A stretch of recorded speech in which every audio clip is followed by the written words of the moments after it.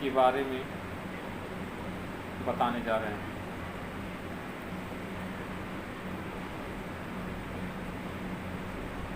व्यक्ति का सामाजिकरण करने में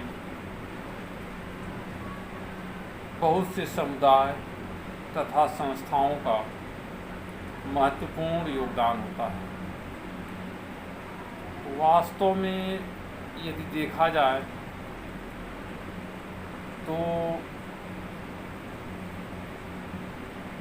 समाज ही सामाजिकरण का मुख्य साधन है। बच्चा जिस समाज में पैदा होता है, जिसके बीच रहकर वह बड़ा होता है, वह उसी समाज की भाषा, आचरण की विधियाँ, रहन सहन, रीति रिवाज और उसी के अनुसार आचरण कर अपने समाज में समायोजन करता है।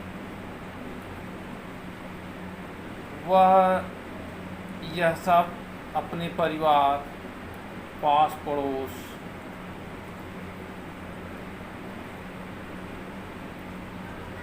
या अन्य व्यक्तियों के संपर्क में आकर वह सीखता रहता है।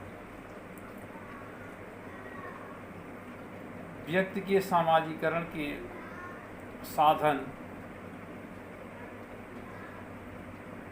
होते हैं। किम्बल यंग ने सामाजिकरण की अभिकरणों का निम्न प्रकार से वर्गीकरण किया है। नंबर 1, परिवार। परिवार समाज का एक अत्यंत महत्वपूर्ण इकाई है। यह एक सार्वभौमिक सामाजिक संरचना है। जन्म के समय बच्चा असहाय तथा पराश्रित प्राणी होता है। परिवार में ही उसकी ज्ञानेंद्रियों का प्रशिक्षण और परिणाम स्वरूप मांसपेशियों का विकास होता है। सामाजिकरण की प्रथम वर्णमाला का ज्ञान सर्वप्रथम शिशु परिवार में ही प्राप्त करता है। इस प्रकार सामाजिकरण में इसकी भूमिका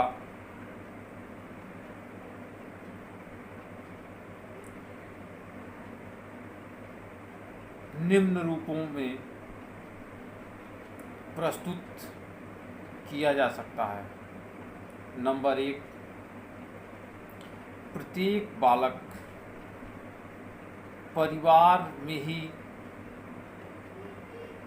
उत्पन्न होता है और वह जन्म के समय सामाजिक नियमों से अपरिचित होता है, किंतु कुछ वर्षों के उपरांत वह परिवार के नियमों, परंपराओं से परिचित हो जाता है और वह उसके अनुकूल व्यवहार करने लगता है। माता पिता ही बालक के समाजीकरण के प्रथम एजेंट हुआ करते हैं। वे बालक को वांछित व्यवहार के प्रतिमानों द्वारा सिखा देते हैं, जिससे बालक एक विशेष परिस्थिति में विशेष प्रकार की प्रतिक्रिया करने का आदी हो जाता है। दूसरा, बच्चे के जीवन में परिवार का प्रभाव अस्थाई होता है। मित्र, साथी, अन्य जो भी होते हैं वह छूट जाते हैं, किंतु माता पिता तथा परिवार के अन्य सदस्यों का संपर्क जो होता है वह अस्थाई होता है। इस कारण परिवार का प्रभाव बालक पर बहुत गहरा होता है। तीसरा, परिवार एक प्राथमिक समूह है। परिवार के सदस्यों में हम भावना व्याप्त होती है और जहाँ भी हम भावना पाई जाती है वहाँ एक दूसरे का लगाव अधिक होता है। इससे उसके अंदर तेजी से माता पिता की मनोवृत्तियों का प्रभाव पड़ता है और उससे उसका सामाजिकरण होता है। चौथा, परिवार बालक को दोनों प्रकार के संबंधों को प्रदान करता है। एक प्राधिकारवादी और दूसरा समानता का। प्राधिकारवादी संबंध माता पिता तथा बच्चों के बीच पाया जाता है तथा समानता का संबंध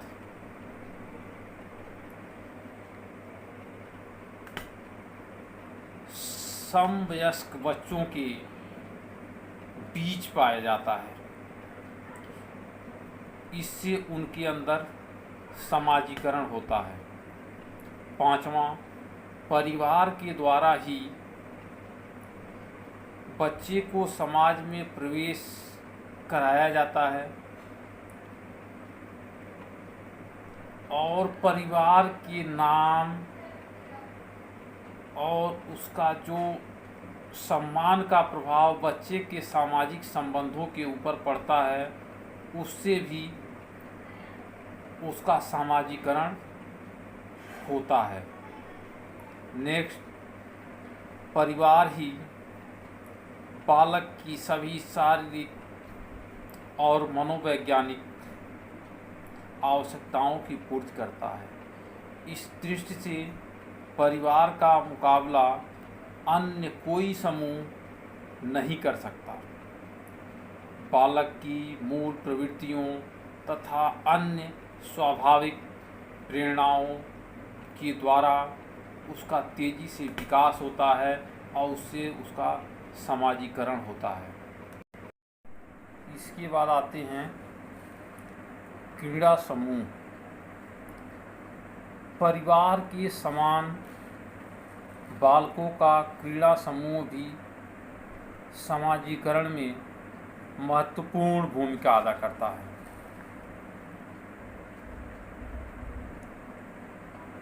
क्रीड़ा समूह में बालक अपने उम्र के बालकों के साथ खेलता कूदता है जो लगभग उसी आयु वर्ग के होते हैं। उससे उसे सामाजिक अंतःक्रिया होती है। प्रायः ये बच्चे विभिन्न व्यवहार, आदर्श तथा सामाजिक मूल्यों से परिपूर्ण होते हैं। बालक इसी व्यवहार के द्वारा एक दूसरे की बातों को ग्रहण कर लेते हैं और दूसरों के साथ सामंजस्य करना सीख लेते हैं।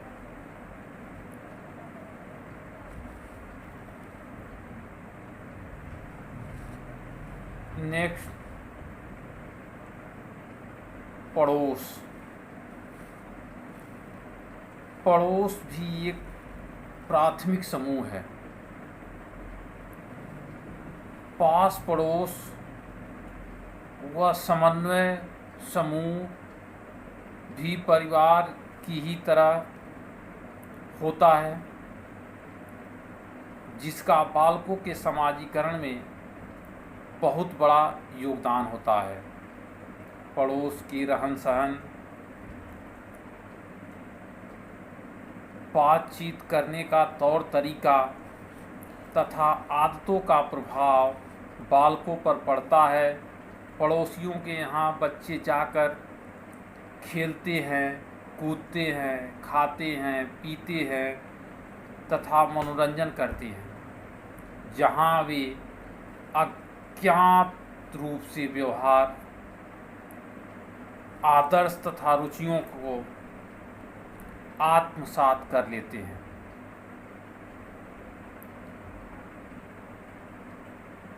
नेक्स्ट, विद्यालय।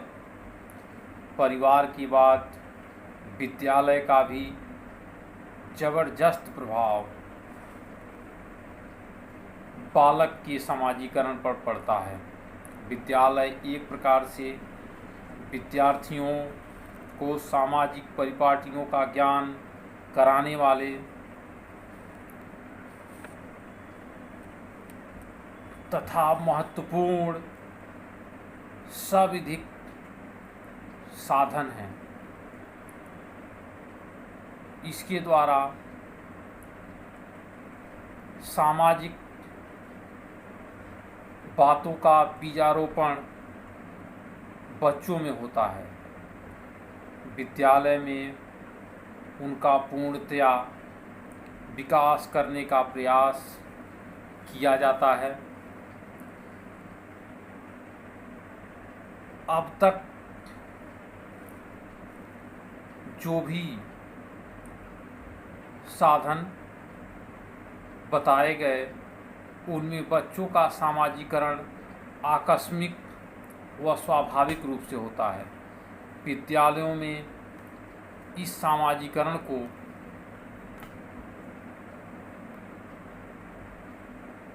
बहुत तेजी के साथ देखा जाता है। विद्यालयों में बालकों के समाजीकरण में शिक्षक का महत्वपूर्ण स्थान होता है। शिक्षक की मनोवृत्तियों का प्रभाव बालकों पर पड़ता है। बालक भी शिक्षकों की आदतों, आदर्शों तथा विचारों को अपनाने का प्रयत्न करते हैं और उसी के अनुसार उसको आत्मसात करने का प्रयास करते हैं। शिक्षक का कर्तव्य है कि वह बालकों के सामने उचित सामाजिक वातावरण प्रस्तुत करे और ऐसी परिस्थिति उत्पन्न करे जिससे सद्भावना, सहनशीलता, सहयोग जैसी भावना विकसित हो सके और शिक्षक में स्वयं इन गुणों की प्रचुरता होनी चाहिए, तभी वह बालकों को भी उनकी ओर उन्मुख कर सकता है। अब आते हैं जाति और वर्ग। भारत जैसे देश में जाति सामाजिकरण का एक महत्वपूर्ण साधन है। जाति एक बृहत वर्ग जिसके खान पान, आजीविका,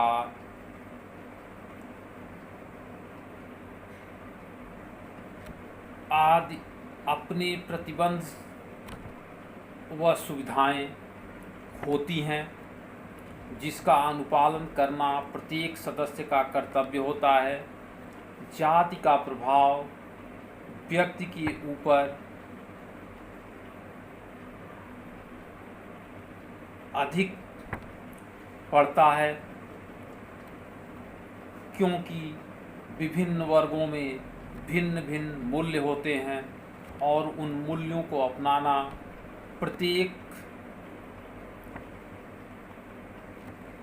मानव का कर्तव्य है और उसके अनुसार वह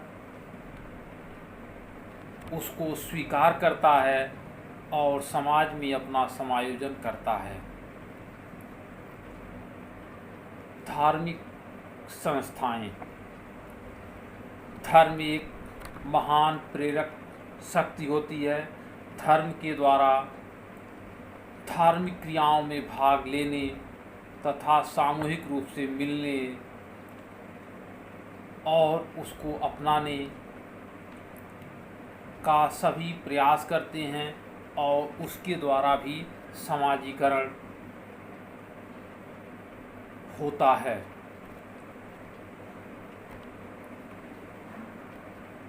नेक्स्ट, मनोरंजनात्मक संस्थाएं। चलचित्र, रेडियो, टेलीविज़न का भी प्रभाव बालकों के समाजीकरण पर पड़ता है।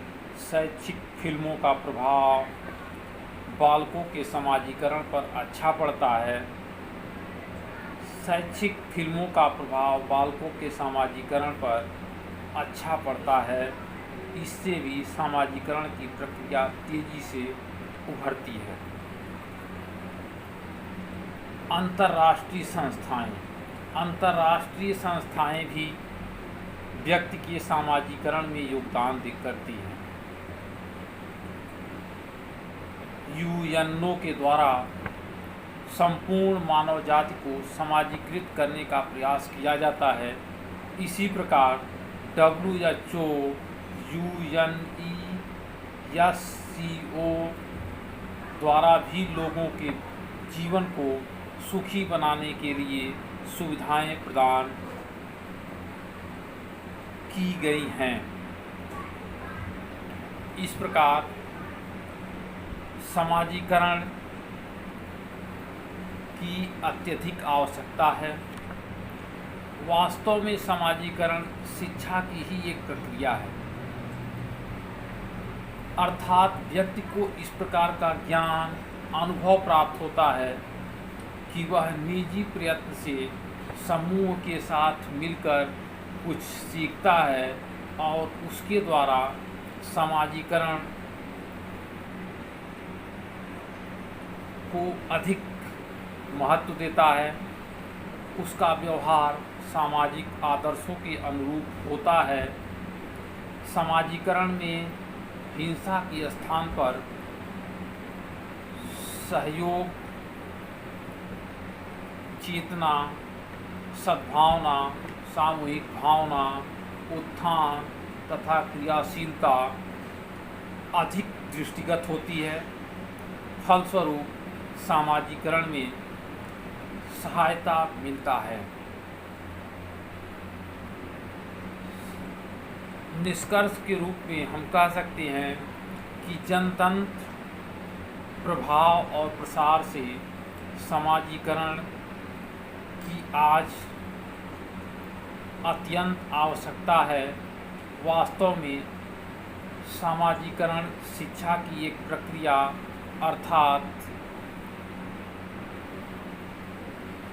व्यक्ति की ज्ञान अनुभव की प्राप्ति की एक प्रक्रिया है।